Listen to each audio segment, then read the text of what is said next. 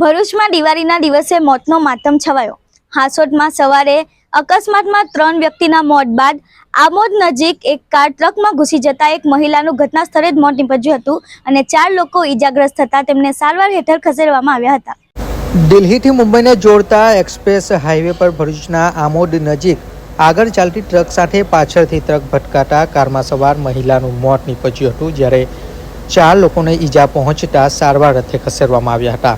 ઘટનામાં તાલુકા પોલીસે ગુનો નોંધી વધુ તપાસ ચલાવી છે।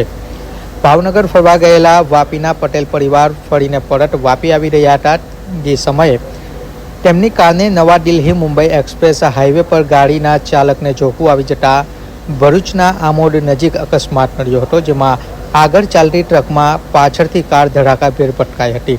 અકસ્માતમાં કારમાં સવાર વ્યક્તિઓને ગંભીર ઈજા પહોંચી હતી, જ્યારે હંસા પટેલ નામના મહિલાનું ગંભીર ઈજાઓને પગલે મોત નીપજ્યું હતું, જ્યારે હિના પટેલ, શિવ પૂંજારી, હરેશ પટેલ અને ચિરાગ પટેલને ઈજા પહોંચતા તાત્કાલિક સારવાર અર્થે ભરૂચ સિવિલ હોસ્પિટલ ખસેડવામાં આવ્યા હતા।